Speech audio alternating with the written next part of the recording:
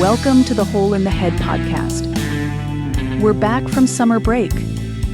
In part one of what I did on my summer vacation, Blaine grills Andy on his pilgrimage to Monaco, and they get a lot of things wrong about Formula One. Hope you enjoy.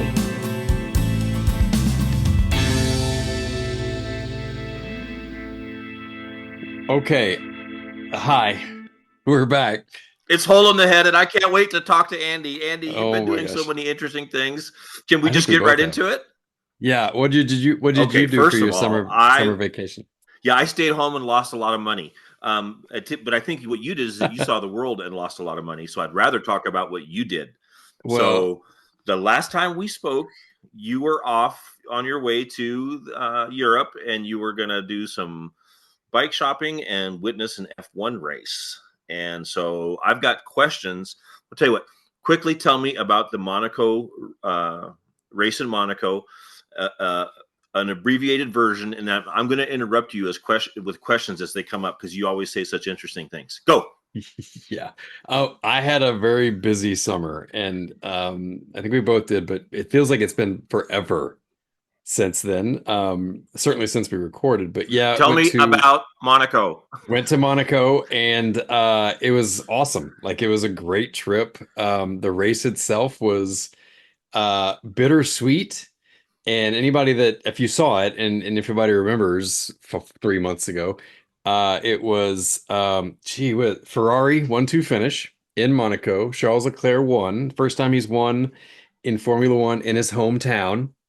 So that was a big deal, and a very eventful race. I want to recap, but like two crashes in the first lap, and then there was some tire change strategy going on, and basically Monaco's a really boring race because there's no passing really.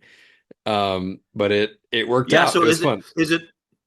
Yeah, again, we don't need to. There's lots of F1, experts that'll go over every minute of this race and already have, right? But just in general, it seems like Monaco. It's like you got to qualify. The race is really the qualifier, right? So if you qualify, you probably can win. And so if you're high in the order, but if you're 7 back, I mean, it would take a miracle for you to win in Monaco, right? Or you really have to count on 6 people crashing out and some safety cars. But yeah, qualifying was great. We had really good seats. We were overlooking the paddocks, and I kept looking for us on the replay screen, because there was one of those cameras on a guy line going across, like whizzing across the pit, and every time it panned on the crowd, we were like five seats out of frame. And so the frame to show them coming around that corner, caught a little bit of, the left-hand side of the stands, and we were just outside range. So that brings up the fact that the world didn't get to witness the fact that you'd painted your one of your tits red and one of them yellow for the Ferrari it's a colors. bummer. And you kept flashing the camera, and no one saw it. And no one saw. I kept saying, "Hey, cameraman, look at me!"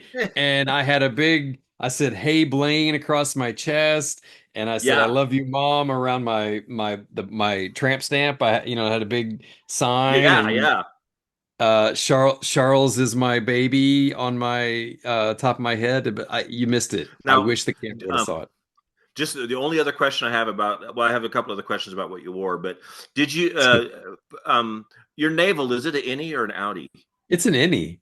Oh, so did you think of drawing a little car around it and using your navel as like one of the front wheels or one of the back wheels? Yeah, no, I'm gonna get a tattoo of a motorcycle doing a wheelie, and the bottom, but don't do the French thing and get a tattoo of a unicycle.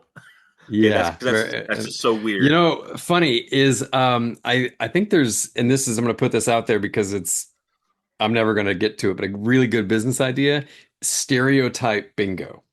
And so when you travel, like there's some, my wife and daughter went to Paris last year, and I made them a bingo that was a little bit borderline racist, xenophobic, whatever stereotype. Yeah, that's why they're fun. That's why they're funny. It was like, I had things on there like guy with a small mustache in a striped shirt smoking a cigarette, And sure Right. enough, they filled, Yep. you know what I mean? And so and then, great big fat man eating a baguette on the corner waiting for Yep. his wife to, whatever it was. And like, sure enough, they filled up the bingo cards and they had like 3 or 4 games out of it the entire trip. Oh, But fantastic. So yeah, anyway, so yeah, there is a uniform, right? I mean, we have to admit that. yeah, and I Yeah, mean Germany, you could say the same thing. But yes, so when totally. we did Monaco for that weekend, and then I kind of pissed off and went to my wife went to Germany. She had to go to a Hamburg thing for work, and then I sort of farted around in Frankfurt and Stuttgart, and then went back to London. But I went to the Porsche Well, Museum. Yeah, it was aren't it you was. just aren't I don't you want to just talk the about globe? it. Yeah, you're such a high-end business traveler, and it's so important Yeah, to you and your business and your followers. Okay, okay, don't give yeah. a fuck here. But what I did want to say is I got a few more questions about Monte Carlo before you move on. I have a question, but before you answer it, let me ask the question and tell you what the answer is. Okay. Yes. All right, Okay. Andy, what did you wear to Monaco at the actual race? And the answer is you didn't want to appear too rich. You didn't want to appear too poor. So I think what you went with was a casual rich look, which is like rich people's clothes, but on the cheap end and casual end. So like you probably wore like $150 t-shirt that's really very closely fitted and No. perfect. And then you wore a $300 pair of jeans. And then you wore some shoes that were really specifically chosen to make sure that you look casual, but fairly well off. All right. I think you wore your Rolex. I don't think you wore your other watches. Tell me how close I am. Go. You're not that close, but you're not that far off. Oh, Just change the okay. brands a little bit. So it was hot. It was actually really warm. And Yeah. so we were in full sun. I was in shorts and a t-shirt the whole time. Did not give a shit. I mean, Yeah. I'm a dad and jaded husband now, so like I'm not really worried about going in the world like that. But I did I wanted a hat, right? But I don't want a garish orange McLaren hat. I certainly don't want a big red Ferrari, yellow and red hat. But I And did find. your wife had taken your MAGA hat and thrown it away. Yeah, so funny that So yeah. what I found was for this race, McLaren did a throwback cap in the old red with white lettering. Oh, neat. And so I bought that and it was just kind of like 80s McLaren. And I wore it and I put it Uh, on and I walked one around second. and One second. One second. McLaren hat at in Monaco, $60.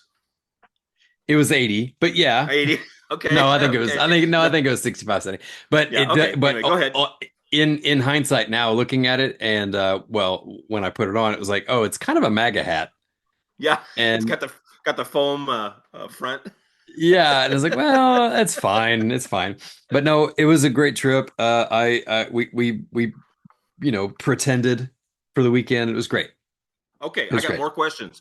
What's it Sure. sound like when you're there live? It's loud. It's really Like, loud. yeah. It like I had to put in I had noise canceling like my little my earbuds, So I Hmm. put those in and just put them on noise canceling and it was still um quite loud. But Does everybody wear some sort of? yeah. Well, I know, Yeah. of course, you'd wear your Bose noise canceling. Most of us would bring some orange foam earplugs that we roll up and put in our ears. But Yeah. but anyway, it's so loud you got to have something, huh? Yeah, well, so I was wearing those because I could listen to the commentary, live commentary as well, because you're in the stands watching, and it's like I think I told you, it's like with a live race, you only see the parts where they pass you. And so the Yes. rest So of the time, that's the what my next question was. So what you see is a vroom, vroom, vroom, and there goes yeah, the leaders, and then there's a break, and then here comes the mid pack, and then here comes the yeah, tail draggers, but you just watch them in front of you. How do you keep track of what's happened from lap to there's lap, a or do you know at any point where everybody is? there's a giant screen, above right in the middle of the stands where everybody can sort. So everybody's just watching TV until the cars come by, and then everyone looks at the And then cars and then looks back at the TV. And then the next card, look at the cars, and then yeah, and then they look at the TV, and it's okay, in it rotates languages, so you don't really know what's happening, and it's loud, and you're outside, you can't really hear it. So I had the live commentary on, and so I could hear what was happening on the other side of the track, or at the starting line or whatever. But yeah. yeah, So it was interesting. if you didn't have the audio feed, all you would have is the cars going in front of you. And of course, I know you can look at the graphic, you can see who's going, but you're still not getting any of the news about what happened Yeah, on the backside of the track. so when Perez crashed on the first lap, him and Hulkenberg, right out of the first crash, no one knew.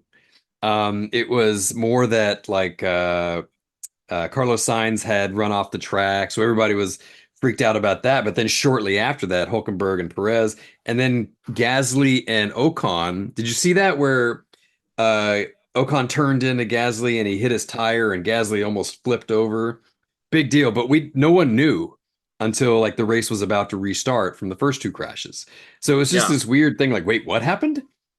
And then, Well, and then my other question about this whole thing is that, like, so when I watch the highlights mostly on YouTube of the race, right? I watch the yeah, qualifying highlights and I watch the race highlights. Occasionally, I'll watch the whole race, and then occasionally I'll go to a sports bar and watch the whole race. All right, but I can tell you that when you're not at the race, the announcers are critical because when they get excited and start to shout about what happens, it's like, oh my gosh, that's a big deal. But if they weren't yeah. yelling and giving you the cue that this is exciting, you just see, oh, looks like he went over a bump, you know. And Yeah.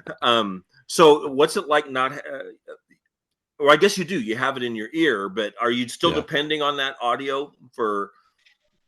Well, not during. So the race is like you kind of just.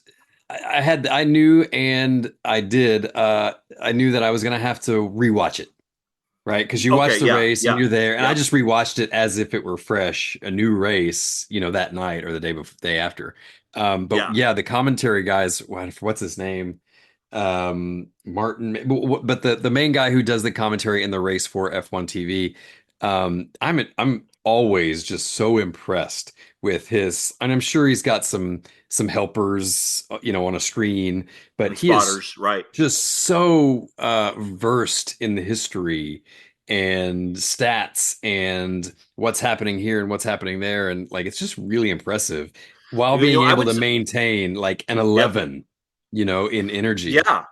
Well, I would say that those guys are so good that if you had a choice of having only video or only audio, I would take the only audio because that makes Yeah. the race so damn exciting. Well, I think You that know? that comes from, I think it comes from, it's an interesting like history because at one point they were a radio, right? Like you can't, if you were living somewhere in Europe and watching F1, well, I mean, that was baseball back in the day Andy, too, but I know that's shocking to you, but I'm 60 years old. Okay, of course I no, know. but I mean, is that sort of that need to be of commentary and the role of Right, commentary right. It's is critical. Right. so critical that like it's just an interesting history, but I'm glad it's still Oh yeah. maintained. Okay. But anyway, Best snack that can be had at an F1 race. it was surprisingly affordable. What did we eat? God, I don't even remember what we ate. It was Like, something is it race car-y. Yeah, okay? So not it was pretty pedestrian fare. I mean, it's good, but yeah. pretty standard. Okay. So like, was it super fancy French, or was it just like can you get like a waffle cone and a hot dog? Is it I fair think you food? could. Yeah, Yeah. it's a little bit of fair foodie. There were the drinks now. It was bottled water, but it was bouteille d'eau. Like it was this beautiful box carton of water, and then like you had, still and sparkling, of course, but then it was an array of beverages, and none of them were alcoholic before you even got to the Yeah. wine and beer. So it was impressive in that regard, but yeah, otherwise it was Okay, just but French fries or just fries, I guess, yeah, there. the water sounds really pretentious to me. So, It was great. okay, um, sum it up like this: you've now been to a premier F1 race in person. You also are a fan and you watch it at home and on big screens with full video and full audio. What do you actually gain by being in person? Because it seems like you're losing a lot of the easy to get information and the ability to sort of relax, but yet then become excited. But what is different about being actually there? I think it's depending on the track where you go. Like going to the Monaco and seeing an F1 is kind of, like I don't want to overstate it, but like it's got a bit of a pilgrimage, right? Like that's a very specific track with specific history, Mm-hmm. and and a unique um sort of bent to the race with the no passing and this in the street circuit and etc. And then the fact that Charles Leclerc won, like I felt really lucky to have been there for that race when he won. So Yeah, yeah. in that regard, it was like it was an event, it was a moment in time, historic, whatever. So you get like, there's the swag part of it where you can get stuff that's only there, but Well, right. you can also, because most of these cities that F1 is in, they're big enough and interesting enough that there's some historical value to it. So we were walking around going to the Automobile Club of Monaco. There's a big Porsche presence. There was oh God, there's um what's the Martini Racing has like this Yep. big building there. So it was just interesting to like see the city and its relationship with racing and history with racing. So being at the event, you get all the ancillary stuff of like being Okay. there. So now here's our next show assignment, and then we'll do a follow-up analysis afterwards. Is that you've Okay. been to Monaco F1, probably the premier society cultural event in F1, I'm guessing, Yeah. at least on Yeah. the upper rung. Now, I don't know if they're coming to Las Vegas next year or if they're going to Texas, wherever they come when they. I know they'll come to Miami again, I think they're but doing assume. both. Okay, are they going to Texas too? Yeah, they're doing They're going Austin to for Austin. sure. Yeah. Austin and okay. So I want you to go make plans now. Of course, at your expense. Don't take them. Don't take them out of our huge show budget. Yeah. But anyway, you go to Austin, and I want to hear. I want to know about the comparison of culture between Austin and Monaco, which I Oh think will be God. fascinating. And You know, then I'm going to want to ask you this tough question that you can prepare all year for. You ready? yeah. There's a different kind of beautiful person that goes to the race in Monaco than the beautiful person that goes to the race in Austin. They're That's both for sure. beautiful. They're both Yeah. beautiful in their own way. I'm going to want to know which you prefer. Beautiful, I snooty French people yeah. or beautiful redneck Texas torn jeans wearing hotties? I can tell you that already. Okay. You already know that? All Well, right. so actually, I was thinking about that. And of course, every race is its own event, right? Say, Yeah. so Yeah.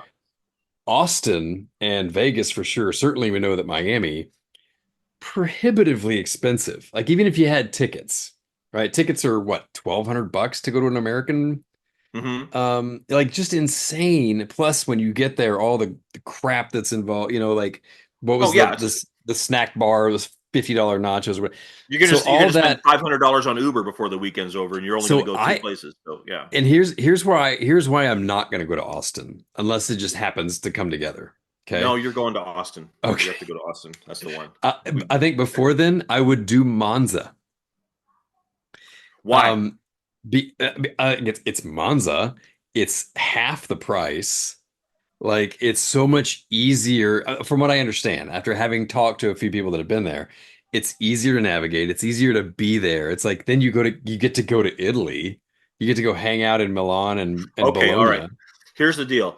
If there's a contender on the Ferrari team that looks likely that they can win or place in Monza, that would be historic, right? To have the Ferrari team Yeah. on the top, or Alfa Centauri. I guess any of the Italian teams. All right. If they well, let's face it, Ferrari's the only one that has a chance of placing. Yes. Um, but if they do, then I can see why you'd go to Monza. Otherwise, you're going to have to go to Texas because that's the Yeah. report that we all want. And what are the odds that someone in Texas would win? That's a hometown favorite. I Yeah. mean, What, would Haas? yeah, I don't know. Yeah, that'd be a miracle, right? Well, But I think that would add a lot to it, right? I mean, if you were in yeah. Austin and we had an American driver or an American team, if one comes in, right? We don't. I think we're on the just on the edge of getting an American team in there, right? But if we Yeah. did, could you imagine having an American winner in an American race? See, I mean, as every bit as exciting. I don't think it would be as exciting as that. I mean, You I don't, hear what you're saying. But I yeah. don't. I think that folks that go to Formula One in America are looking for the Verstappens and all those European folks to come here. We have one American driver, and he's Yeah, like the last guy in the last place in the last team. And yeah. like no one really cares. So It's kind of if no one so. cares about Haas, I don't see a lot of Uh, Haas shirts. what I like about America in F1 is kind of like America in the scale of education quality throughout the world. We're last, so Yeah. that's good. Yeah. So Well, okay, well, if you could go to any race, any one of the races, where would you go? I would go to Silverstone. Yeah. Yeah, because I've loved every British car. I've loved every British driver, and to have a British driver win that weekend, I just think it would just be a fun time to be there. And this is what the other question I'm going to want to know is that when what do you call the local people in Monte Carlo? Monte Carlans? Yeah, Monegasts. yeah, okay, Yeah, all which right. is so weird. When their chosen driver wins, like, do they Yeah. all go out and tip over cars and climb up the street poles? You know, um, It got a little rowdy. Yeah. and just fight. Just fist fight after fist fight because of the exuberance. Or do they just all sort of retire? And reflect while drinking that stupid named water. I Um, I heard a lot of and saw a lot of Mercedes and a Maserati honking their horns and blinking their lights. Like it was very okay, exciting in that regard. But like, yeah, I okay. don't know a lot of drunken brawls Well, going on. that brings up one other thing too. Is that how exciting would it be? What if you were an American car fan, right? I'm not, but what if you were, and you had an American car brand win? Yeah. Because that's another layer of the interest in it to me. Because that's why it'd be fun to be in Italy when Ferrari wins. Yeah. I would love to be in England when McLaren wins. Um, and that's kind of a cool thing, right? To see this Ferrari win, and then you go out and you get in your Ferrari and drive home. You damn right I'd flash the lights. Yeah. It's like, yeah, look Yeah. at me, I'm part of a winning team. Yeah. But it's Well, tough when you're an American and you go out and you get into your GMC Envoy yeah. on the Yeah. way home. It's like, how Tacoma. do you identify with your McLaren winner or your Well, so Mercedes winner? I think that so Andretti, there was an Andretti team being talked about. I don't know. I'm not Yeah. informed, but from last I knew there were not going to be an F1, certainly not next year, maybe 2026. But like if there were an Andretti American team, that I could imagine there would be a groundswell of excitement because the only American team now is Haas. And I bet you 1 in 100 people know what Haas do. Well, and then two Haas. What engines are they racing? They're not racing an Oh, American I manufactured forgot. engine, right? No, they're doing Yeah, either Ferrari or what were they doing? I don't remember. yeah, yeah. Yeah, But it's not an but American that's one of the manufacturer. reasons. That's one of the reasons why. That's why if this American team gets in and it's a GM sponsor, a Cadillac, or not that I care about American brands a bit, but nonetheless, I think um, it would be kind of neat, if you had, if you went to, in fact, that's what we're going to do. We're going to rent you a Corvette, and that's what you're going to drive to Austin, to the thing. So when you get done, if on the odd chance that an American motor supplier, places, then Hmm. I'm going to say you're pretty much obligated to take your shirt off, roll down the windows, God. and drive up and down some street in Austin until someone tells you to fuck off. I Yeah, think that that's sounds what. like a Wednesday Yeah, afternoon downtown yeah, Austin. yeah, Yeah. yeah. That's Um, Monday for you, I know. So yeah. okay, all right. Well, So now so Andy. When you left Monaco, you went to London, yes. and I was under the impression that you were doing a little bit of swapping and shopping for bike stuff. Yeah. Did that happen? Did you get anything? No, it didn't happen like I wanted to because there were a couple sort of uh like points on the map that I wanted to base that around. And one was the Sammy Miller Museum, which is sort of about 3.5 hours south. And then near there's a manufacturer called Armor. They create like exhausts and manifolds and stuff. Hmm. So I had some shopping to do in that, but it was 3.5 hours doesn't sound like a long trip when you're planning a trip. But when you're there thinking, okay, I got to get up tomorrow at 7 o'clock to go catch a train to go sit, it just became too much. So Okay. I didn't get to do a lot of bike stuff, and there were also no swap meets during that time. I was right in the middle of two of Okay. the biggest like jumbles, as they would say in the UK. And I just didn't get a chance to. Like I didn't get a chance to go down and see Okay. Paul. talk to him about anything. It was more kind of like, okay, well, can I be here as a tourist? Because I stayed with my buddy, who I used to live with there. So it was more about like kind of being a little bit reminiscent and Yeah, romanticizing, yeah, yeah, my 30s or whatever, 20s.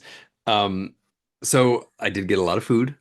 yeah. What I did do, I was on an antique. Oh, God, it's been forever. I was on an antique bender.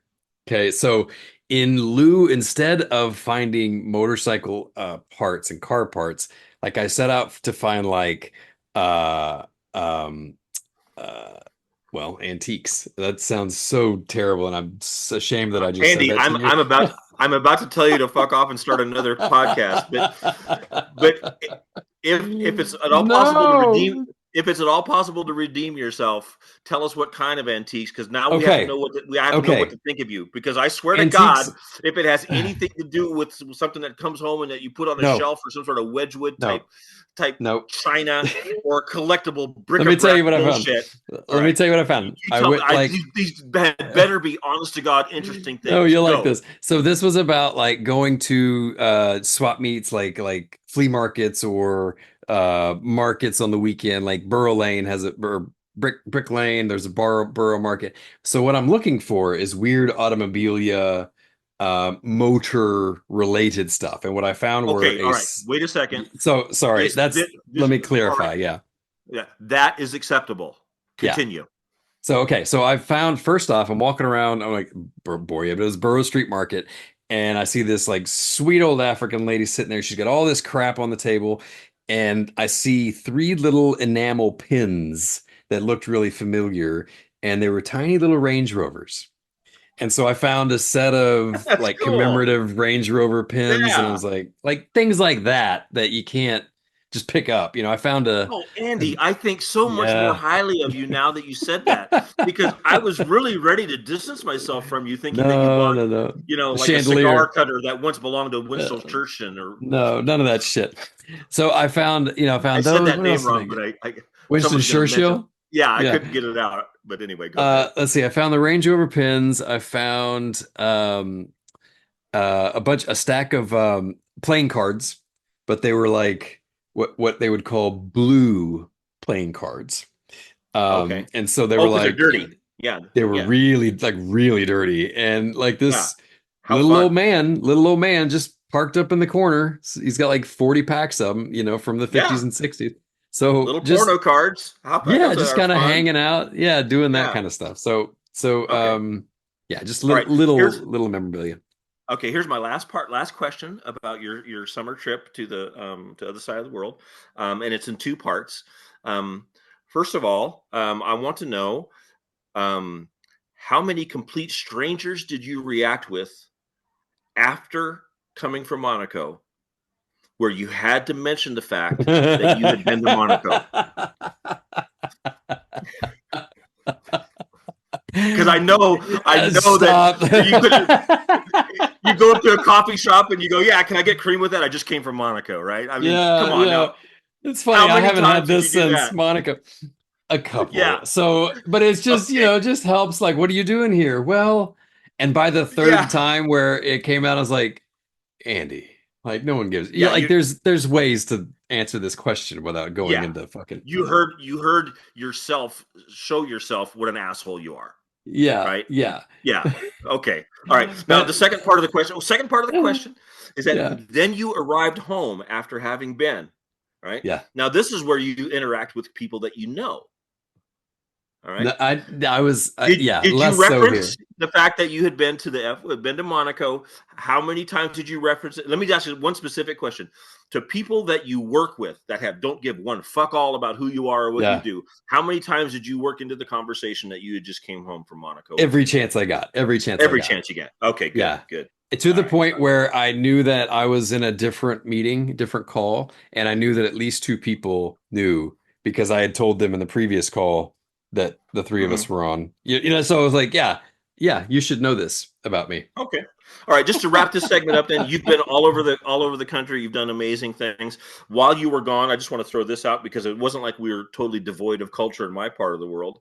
One of the things I discovered that is that if you're driving down the road, you always have a choice of stopping at Circle K. But if you look a little closer and drive a little further, you can find what's called a quick stop, the QT. Yeah. Yeah. All right.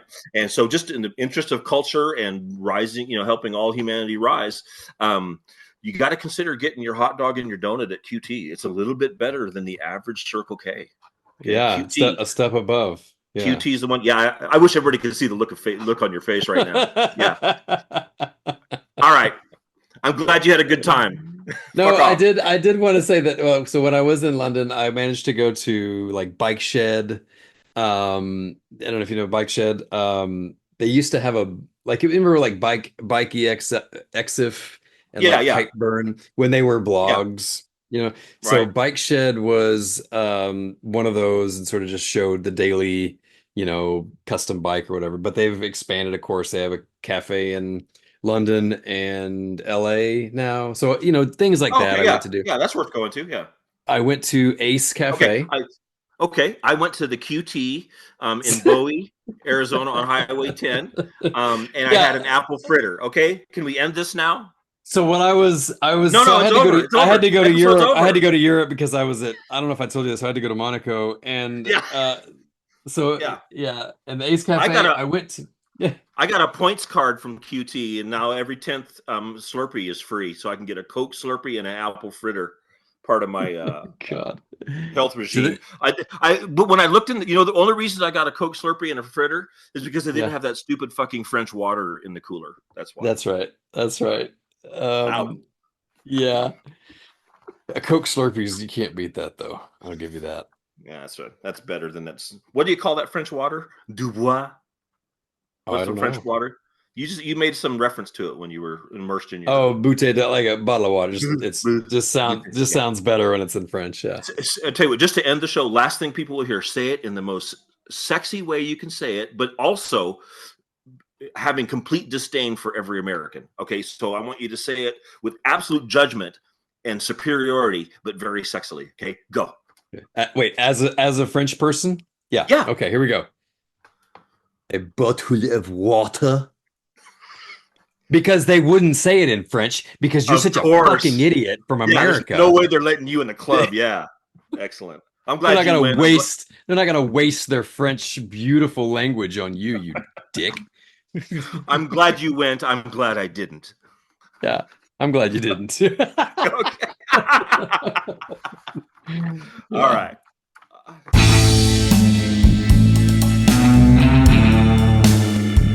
Stay tuned for part 2 of what I did on my summer vacation. Lots of shop time to discuss. This podcast is produced and edited by Hole in the Head Moto. Follow along on the socials at Hole in the Head Moto. Or you can send an email to actually@holeintheheadpod.com. We'll see you next time.